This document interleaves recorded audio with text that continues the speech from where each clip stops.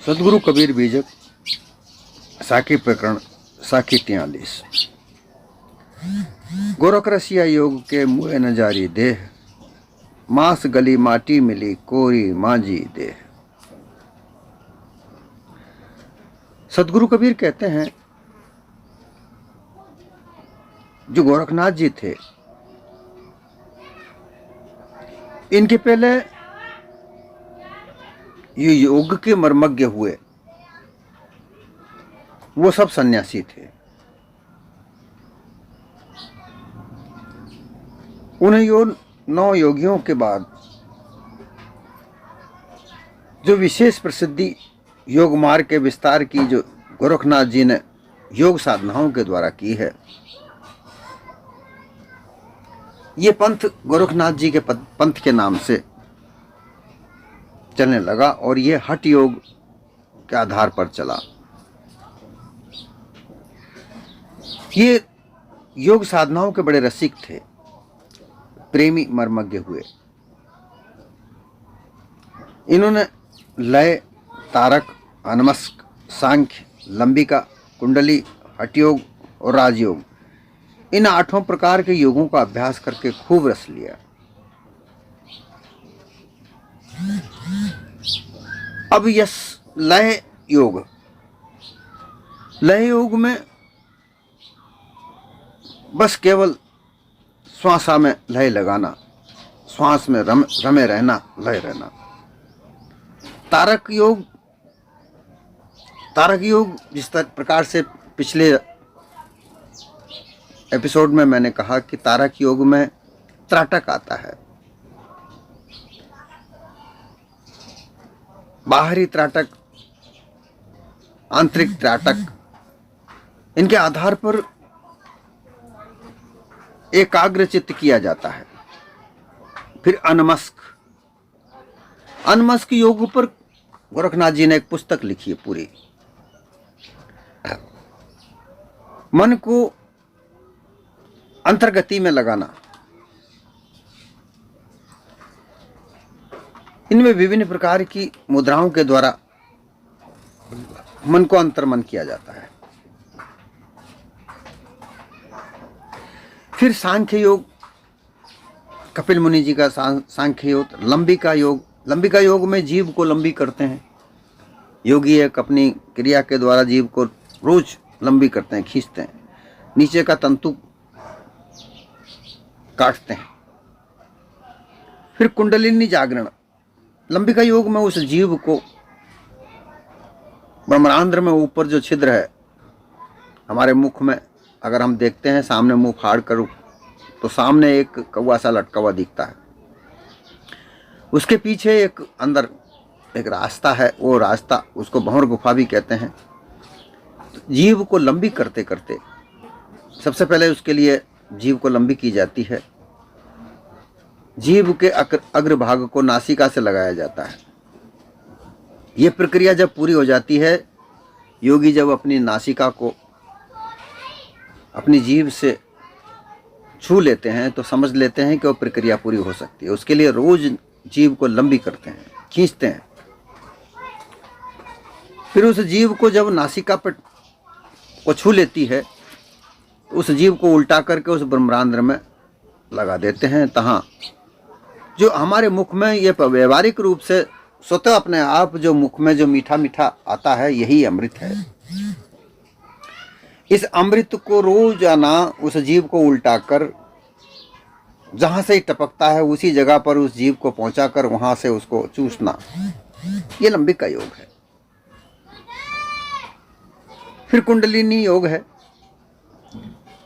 कुंडलिनी योग में कुंडलिनी का जागरण करके अपने आप को सहस्त्र दल तक पहुंचना।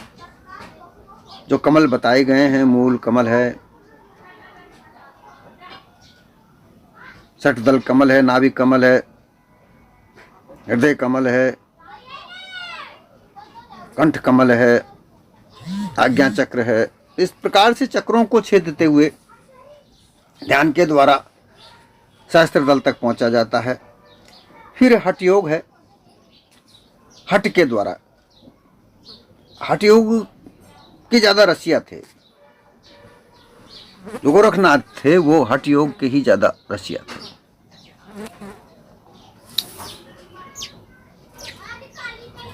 और फिर राजयोग, इन 8 प्रकार के योगों का अभ्यास खूब करके गोरखनाथ जी इन 8 प्रकार के योगों का खूब रस लिया। इन्होंने खूब इसमें अपनी जीवन खूब इसमें व्यतीत किया, अपना सारा जीवन इसी में लगाए रखे। मुद्रा लगाकर, सट चक्र भेद करके, भंवर गुफा में पहुंचकर, शून्य समाधि में जाकर उन्होंने अपने आप को खूब इसमें व्यतीत किया, अपना जीवन सारा इसमें बहुत व्यतीत किया। और इस देह से उन्होंने अपनी इस देह को ऐसा वज्र किया जिससे ये देह खत्म ना हो, समाप्त ना हो, मरे नहीं,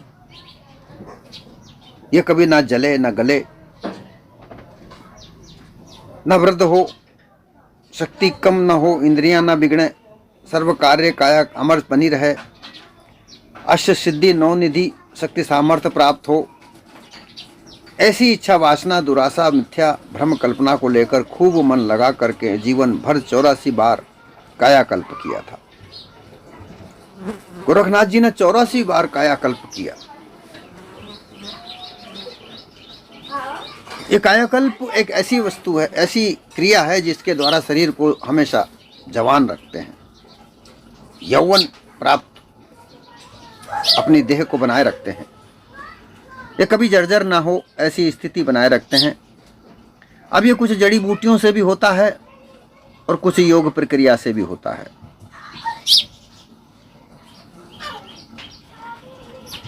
कबीर साहब के 700 वर्ष पूर्व गोरखनाथ जी का जन्म हुआ था।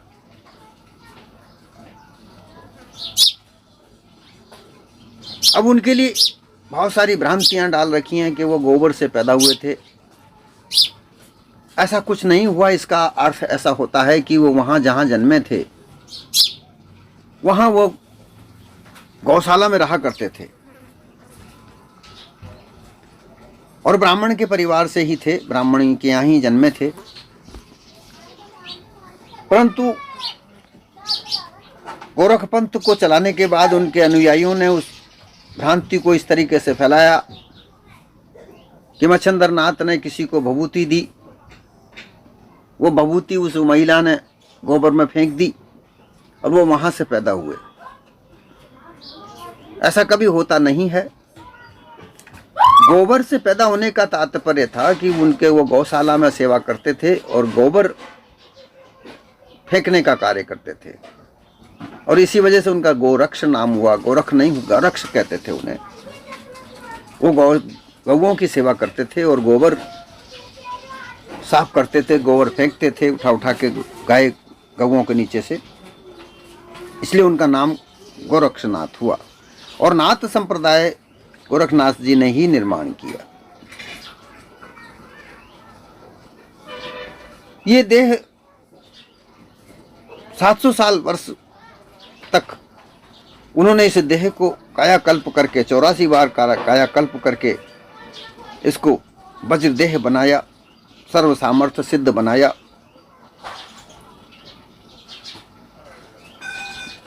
स्थूल देह का जो मांस त्वचा है, भारी भाग है जो गलकर मिट्टी में मिल जाता है, इसके गलने से, इसके बिगड़ने से ही देह बिगड़ती है। गोरखनाथ जी ने इसको हमेशा सुंदर बनाए रखा, इसको गलने नहीं दिया। ऐसा करके इंद्रियों को साफ किया, हड्डियों तक का विकार साफ होकर देह माजी गई। जब कायाकल्प किया जाता है तो हड्डियों को भी मजबूत किया जाता है, त्वचा को भी मजबूत किया जाता है, मांस को भी मजबूत किया जाता है। इसके लिए सारी प्रक्रियाएं अपनाई जाती हैं जिसमें बहुत सी औषधियां हैं। उन औषधियों के बारे में गोरखनाथ जी जानते थे, उनका प्रयोग करते थे। विभिन्न प्रकार की योग साधनाओं के द्वारा वो प्राण को मजबूत किया करते थे, प्राण को खर्च नहीं करते थे। नवीनता हमेशा बनाए रखते थे देह की।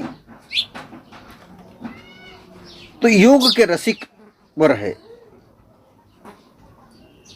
परंतु वे अपने निज स्वरूप को प्राप्त नहीं कर पाए। वो उनका जीवन उस देह को मांझने में, उस देह को युवा बनाए रखने में और सिद्धियों को प्राप्त करने में ही रहा। हाँ, उन्होंने सिद्धियों के द्वारा बहुत से जनमानस कार्य किए, परोपकार भी किए, परंतु अपने देह के मोह में बंधे रहे।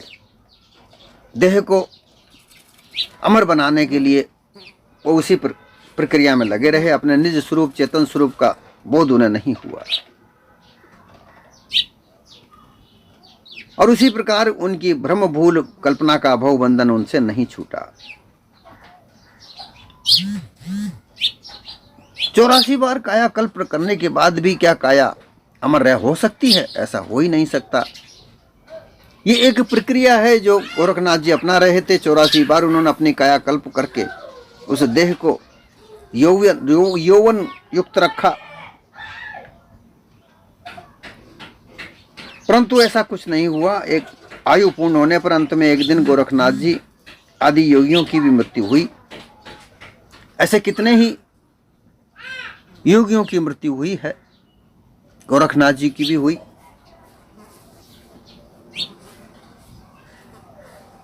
गोरखनाथ जी कबीर साहब के साथ वार्तालाप किया, शास्त्रार्थ किया। ज्ञानी गुणी गोरखनाथ थे, परंतु पारख बोध उन्हें नहीं था, अपने निज स्वरूप का बोध उनको नहीं था। जब ज्ञान गुण के साथ कबीर साहब से उनकी वार्ता हुई, ज्ञान गुण के अंदर कमी नहीं थी। गोरखनाथ जी से कबीर साहब ने यही किया, आप इतने ज्ञानी गुणी होने के बाद भी काया का मोह कैसा रखते हो? ये मोह कब तक चलेगा? इस मोह को त्यागो। और ज्ञानी गुणी व्यक्ति ने ज्ञानी गुणी व्यक्ति की बात को माना और गोरखनाथ जी ने उसी वक्त अपनी काया को त्याग दिया।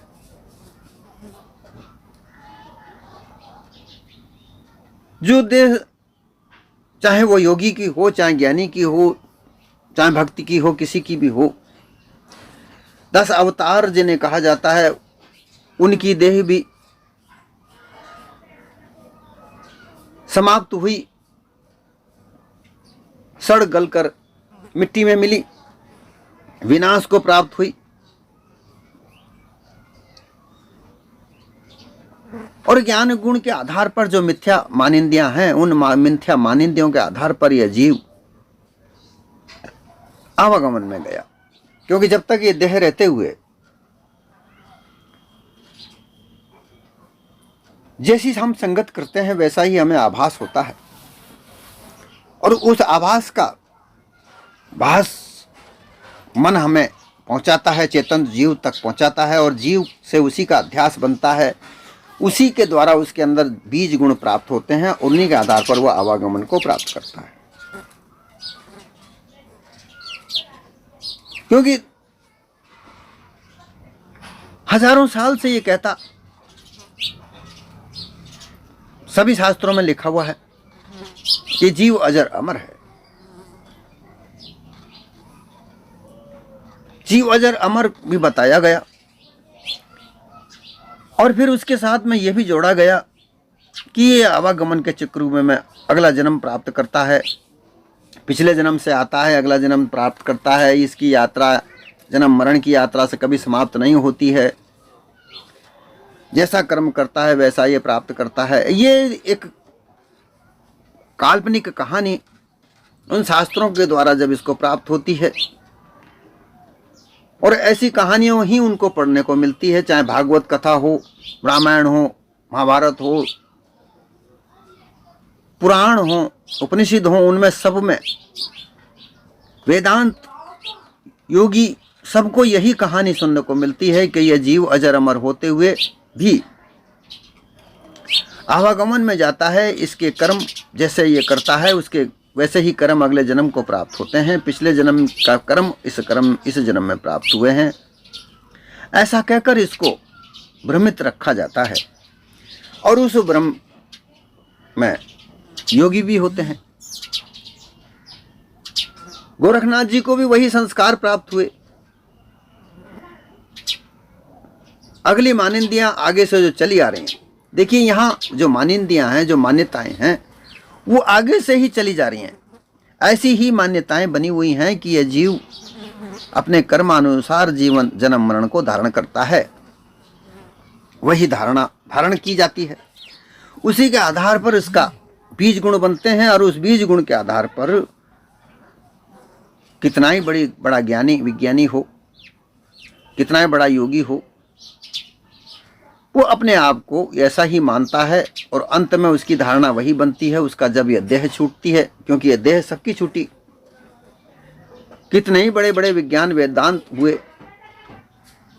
राम कृष्ण विष्णु शंकर, सबकी देह छूटी, मिट्टी में मिली, क्योंकि यही देह में हमको हजारों साल से यह मान्यता बिठा रखी है। हमारे अंतःकरण में यही भास हजारों साल से बैठा हुआ है और इसी को मानकर ये मानव जीवन चलता है और इसी को मानकर वह इसी के आधार पर वह आवागमन के चक्र में जाता है। तो गोरखनाथ जी इतने बड़े रसिक हुए, वेदांत योगी के रसिक हुए, परंतु वेदांत के आधार पर ही अपनी साधनाओं को सिद्ध किया और उन साधनाओं को साध कर वह अपने आप में चले। उस आधार पर ही उन्होंने अपना जीवन व्यतीत किया और उनके संस्कार वैसे ही बने। अपने निज स्वरूप को वो प्राप्त नहीं कर पाए, पारख बोध को वो प्राप्त नहीं कर पाए, मृत्यु को प्राप्त करके वह भी इस मिट्टी में अपने देह को गला दिए और हमेशा गलाते ही रहते हैं। हमेशा सभी का देह मिट्टी में गलता है, जलता है।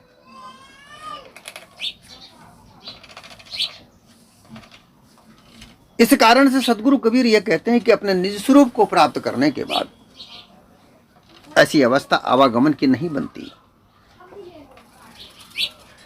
सत्य यथार्थ बोध प्राप्त करने के बाद में यह आवागमन का चक्रव्यूह टूट जाता है। कैसे टूटता है? शून्य समाधि, बहुत सारे लोग शून्य समाधि, शून्य को कहते हैं कि शून्य का मतलब है कुछ नहीं, अर्थात अपने आप को निर्विचार बना देना, निरिच्छा बना देना। अब ऐसा योगी भी करते हैं, ब्रह्मज्ञानी भी करते हैं, भक्त भी करते हैं, परंतु इसमें यह है कि वो ऐसा करते समय अपने आप को भूल जाते हैं, अपने आप को भूल जाते हैं और अपने आप को भूलकर वो ऐसी अवस्था में अपने आप को भुलाकर केवल शून्य बन जाते हैं। और पारक बोध में भी यही विचार है, परंतु पारक बोध में शून्य को जाने शून्य न होवे, अर्थात वो शून्य को भी जानता है और शून्य होता भी नहीं है। निरिच्छा स्थिति को प्राप्त करता जरूर है, परंतु वह निरिच्छा स्थिति को प्राप्त करते हुए अपने आप को जागृत रखता है। वो उसमें घुल मिलकर अपने आप को भुला नहीं देता है। यह स्थिति पारक बोध की है और यही स्थिति योगियों ने प्राप्त नहीं की, ब्रह्मज्ञानियों ने प्राप्त नहीं की, योगियों ने प्राप्त नहीं की, भक्तों ने प्राप्त नहीं की, क्योंकि यह स्थिति सर्वोपरि स्थिति है, सर्वोच्च स्थिति है, जहां शून्य होकर भी शून्य को जानने वाला, जागृत होने वाला बना। शून्य को जाने, शून्य न होवे शून्य को जाने। शून्य स्थिति को प्राप्त अवश्य करे, निरिच्छा स्थिति को प्राप्त अवश्य करे, जहां इच्छा उठे नहीं, क्योंकि इच्छाओं से ही, विभिन्न प्रकार की इच्छाओं से ही रचनाएं होती हैं। उन रचनाओं को स्वयं करके उन रचनाओं में खुद उलझ कर यह जीव आवागमन के चक्रव्यूह में जाता है। इसलिए निरिच्छा अवस्था प्राप्त करना, निज पद प्राप्त करना और फिर वहां निरिच्छा प्राप्त हो जाना, ये विदेह मुक्त है। शरीर में रहते हुए शरीर से अलग अपने आप को भिन्न समझे। देह में रहते हुए देह से भिन्न समझे, ये विदेह मुक्त है। परंतु यह सारे अध्यास को मिटाने का, निज चैतन्य स्वरूप को प्राप्त करने का, पारक बोध प्राप्त करने का एक ही उपाय है, पारक गुणियों को संग करे, पारक संतों का संग करे, उनके साथ रहकर उनसे अपने निज स्वरूप की विधि को प्राप्त करे। देखिए, ब्रह्मज्ञानी कहते हैं कि सर्वत्र व्याप्त ब्रह्म है, ब्रह्म सत्य द्वितीयो नास्ति। वो कहते हैं कि ब्रह्म ही सत्य और दूसरा कोई सत्य नहीं है। तो ब्रह्म क्या है, आज तक किसी को पता नहीं चला। लेकिन सदगुरु कबीर ने यह कहा कि जिसको तुम ब्रह्म कहते हो वह ज्ञान है, ब्रह्म का ज्ञान है। वह ब्रह्म का ज्ञान किसको होता है? जीव को होता है। तो ब्रह्म ज्ञान को जानने वाला जीव है, तो जीव ही सर्वोपरि हुआ। ब्रह्म ज्ञान हुआ तो जीव को हुआ, अर्थात जिसको जो ज्ञान हुआ, ध्याता ध्याय, ध्याता ध्येय और ध्यान। ध्यान में किसको देखा? ध्याता कौन है, ध्यान करने वाला कौन है, और ध्येय वस्तु क्या है, इसको जानने वाला तो चेतन स्वरूप जीव ही है। अगर उसने ब्रह्म का ध्यान लगाया, ब्रह्म को सोचा विचारा, तो वो सोचने विचारने वाला जीव ही है। परंतु उस भूल भ्रम नाम डालकर ब्रह्मज्ञानी कहते हैं कि ब्रह्म सर्वत्र व्याप्त है, उसके अलावा कोई दूसरा सत्य नहीं है। ऐसा कहकर इस जीव की सत्यता पर पर्दा लगा दिया जाता है। जब तुम कहते हो कि जीव अजर अमर है, तो अजर अमर है तो उसके अलावा कोई दूसरी वस्तु कहां से आई? ब्रह्म कैसे आ गया? ब्रह्म की तो एक मान्यता है, ब्रह्म एक विद्या है। इस विद्या को प्राप्त करने वाला जीव अगर ब्रह्म ही हो गया, ब्रह्म में ही घुल मिल गया, तो फिर रहा क्या? ये भ्रांति है। इसी प्रकार से योग के द्वारा विभिन्न प्रकार के योग हैं। जैसे 8 प्रकार के जो योग कहे गए, उन 8 प्रकार के योग को प्राप्त करके ये चेतन जीव ही उत्कृष्ट सर्वोच्च जगह पर पहुंचता है, जहां सुरती नृत्य दुनिया भर की जो बातें हैं वो सब एक काल्पनिक बातें हैं। कोई शब्द को गुरु कह देता है, कोई शब्द कोई सर्वर्क परी कहता है, कोई सुरता कोई कुछ कह देता है, परंतु ये विचार नहीं करता कि इनको सबको मानने वाला, इन पर सबको चलने वाला, इनको सबको ध्यान करने वाला चेतन जीव ही तो है। इसके अलावा कोई कुछ कर सकता है क्या? शब्द को गुरु कहते हैं, परंतु शब्द दिया किसने? भाई शब्द भी तो गुरु देते हैं, तो गुरु देने वाला बड़ा हुआ कि शब्द बड़ा हुआ? शब्द तो इसलिए दिया जाता है कि उस सदगुरु ने जो वचन कहे वो शब्दों के द्वारा कहे, उनको याद रखे। जो वचन कहे, गुरु महाराज जो वचन कहते हैं, सदगुरु जो वचन कहते हैं, उन वचनों को ध्यान रखे, क्योंकि उन्हीं वचनों में सार है। उस सार को प्राप्त करे। ये नहीं कि वो शब्द ही बड़े हो गए। उस सार को प्राप्त करके, उस सार को जानकर उनको धारण करे, उस पर अपनी रहनी को बनाए। परंतु भ्रांति यहाँ ये है, बहुत सारे कहते हैं कि शब्द ही बड़ा है। भाई शब्द बनाने वाला कौन है? शब्द किसकी सत्ता से बनता है? अगर इस देह में चेतन स्वरूप जीव न हो तो शब्द कैसे उच्चारण होगा? ये भ्रांति जब तक नहीं निकलती तब तक पारक बोध नहीं हो सकता। योगी अपनी समाधियों के द्वारा, शून्य समाधियों के द्वारा, ध्यान समाधि के द्वारा, निर्विकल्प समाधि के द्वारा, सविकल्प समाधि के द्वारा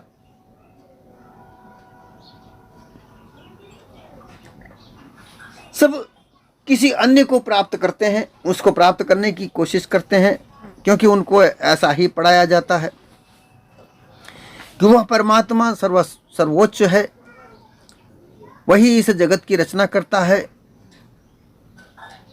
तुम्हारी आत्मा उस परमात्मा से मिलनी चाहिए और उससे मिलने का एक ही रास्ता है योग क्रिया। फिर उन योगों को ध्यान योग, लंबिका योग, सांख्य योग, अनुमस्क योग, राज योग, हठ योग, कुंडलिनी योग, लंबिका योग, सांख्य योग, अनुमस्क योग, तारक योग, लय योग, इनके विभिन्न प्रकार के अपने अपने इन गुरुओं ने अपना अपना अलग अलग मत बनाकर ये रास्ता बनाए, ये प्रक्रियाएं बनाई।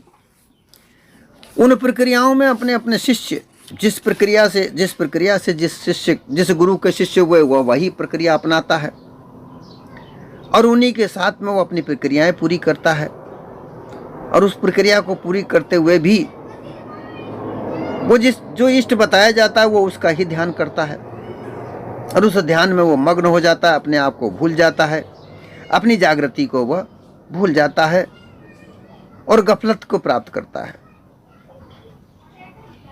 वह गफलत ही में अपने आप को भूल जाता है, अपने निज स्वरूप को प्राप्त न करके केवल तत्वों का जो प्रकाश दिखता है उसी को परमात्मा मानकर उसमें वो मिल जाता है।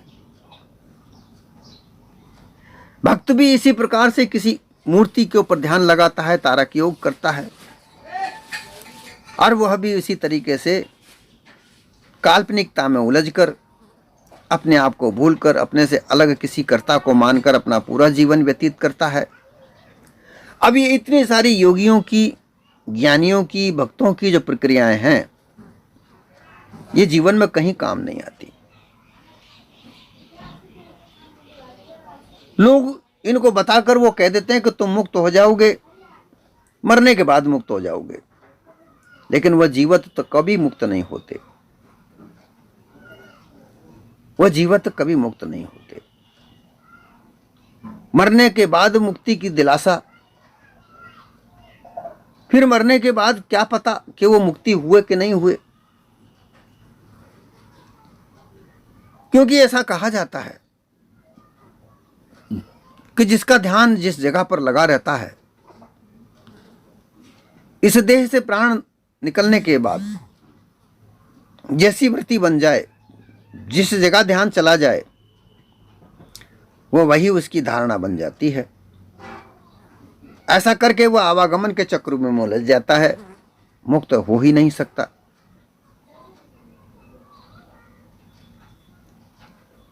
इसके अलावा पारख बोध के आधार पर अपने निज स्वरूप में स्थित होकर,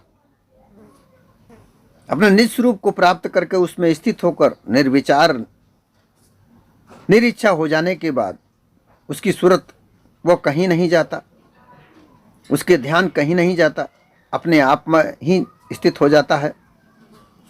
ऐसी स्थिति प्राप्त करने के बाद आवागमन का चक्रव्यूह टूट जाता है, सर्वाध्यास मिट जाता है और चेतन जीव की अपनी स्थिति ठहराव मिल जाता है और इस उपाय से वह जीवन मुक्त होता हुआ